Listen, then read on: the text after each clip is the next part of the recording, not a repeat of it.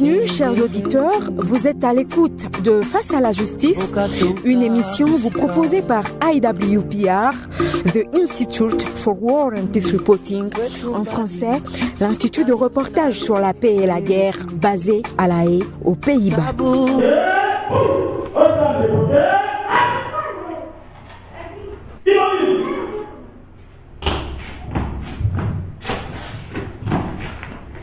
Monsieur le président du tribunal militaire des garnisons de Bukavu, mon capitaine, la police d'audience pourra les honneurs et vous présente les prévenus qui comparaissent à l'audience de ce jour. Commandant police d'audience, prenez ces gens Moïko Moussama, voilà. Le tribunal militaire des garnisons de Bukavu, siégeant en forêt Nawalungu, déclare l'audience de ce jour ouverte. En effet, Freddy, concernant la chambre foraine, Face à la justice a rencontré pour vous un juriste pour des explications claires et nettes. Maître Jason Kalegamire, avocat au barreau de Lubumbashi, il est interrogé ici par Francine Kabera. En fait, une chambre foraine n'est rien d'autre que le tribunal. C'est-à-dire que dans l'administration de la justice dans notre pays, il est prévu que les tribunaux puissent occasionnellement se déplacer dans son rayon d'action, dans son champ d'intervention, dans le but de rapprocher la justice des justiciables. Vous savez, nous vivons dans un pays aux dimensions presque continentales. Tous les citoyens congolais n'ont pas la possibilité de se rendre au siège du tribunal là où on organise les audiences. C'est pourquoi il a été prévu que occasionnellement les tribunaux lui peut se déplacer et rencontrer les justiciables partout où ils peuvent être. Les rôles des juges, les rôles du magistrat, du parquet, les rôles du greffier, c'est les rôles traditionnels. Dans ce procès, 4 militaires FARDC sont poursuivis pour des crimes de guerre et des tortures pour avoir, en date du 17 janvier 2010, lancé une attaque systématique et généralisée. Avoir comme auteur ou complice, selon les demandes de participation criminelle prévues aux articles 5 et 6 du Code pénal militaire, commis des crimes contre l'humanité.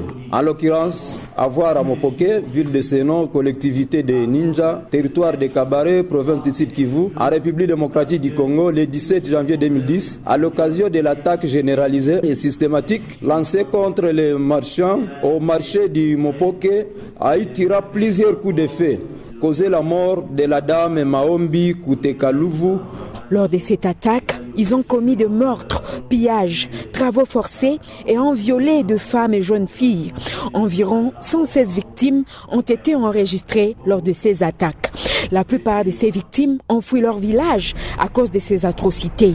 D'autres ont été abandonnées par leur mari et de nombreux autres sont traumatisés et vivent dans la peur et la panique. Écoutez, deux victimes que nous avons rencontrées lors de cette audience foraine à Walungu, au sud Kivu. Mupoke kulipitikana ubakaji na kuiba. À Mupoke, il y a eu des viols, meurtres et pillages. Ce sont des militaires FARDC qui s'appellent Kimia 2 qui ont violé et qui ont détruit nos vies. Ils doivent être poursuivis et condamnés pour 25 ans puisqu'ils ont vraiment détruit nos vies. Sasa Mupoke tulikuwa tunaikala, ilikuwa siku ya Mungu tarehe 17 mwezi wa kwanza mwaka wa 2000. C'était le 17 janvier 2010 à Mupoke. Nous étions au marché. Nous avons attendu un coup de feu. Les gens ont commencé à fuir. Nous avons ensuite attendu une bombe. Tout le monde a paniqué. Au marché, il n'y avait pas vraiment des FDLR, seulement quelques Rwandaises. Les militaires étaient dispersés dans les marchés. Ils ont commencé à nous obliger à transporter leurs fardeaux et ils ont violé les femmes qui étaient avec nous. Je me suis enfui, mais une de mes sœurs a été touchée par balle au sein, une autre au pied et une jeune fille a été tuée par balle. Oui, je m'appelle capitaine magistrat Kaboto Kibweser, je suis président du tribunal militaire des garnisons de Bukavu. S'il vous plaît, quel genre de crimes contre l'humanité ont été commis? Je viens de le dire, je disais que c'était les crimes contre l'humanité par viol, par meurtre, par viol par torture. Et par rapport même à ces audiences, on a appris qu'il y a certains détenus qui sont en fuite. Comment est-ce qu'on explique cette situation-là? Évidemment, il y a 3 prévenus qui sont en fuite. Je crois que la situation s'explique parce que les faits se sont passés le 17 janvier 2010. Beaucoup de mois après, l'auditorat militaire des garnisons de Bukavu sera informé de ces faits.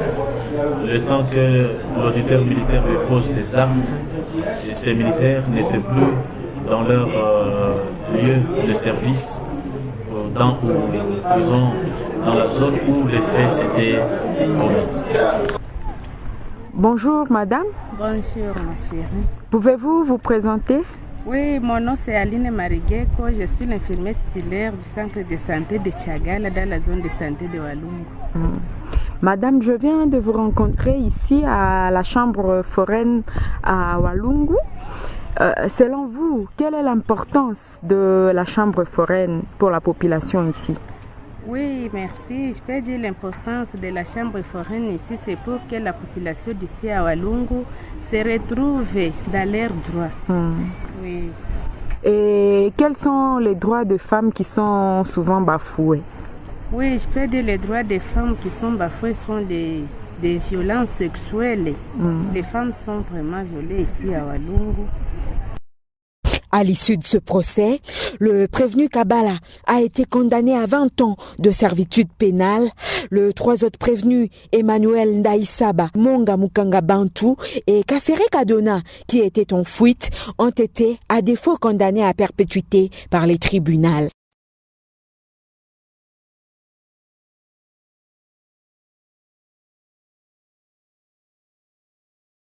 Manzani manana manana manana manana manana manana manana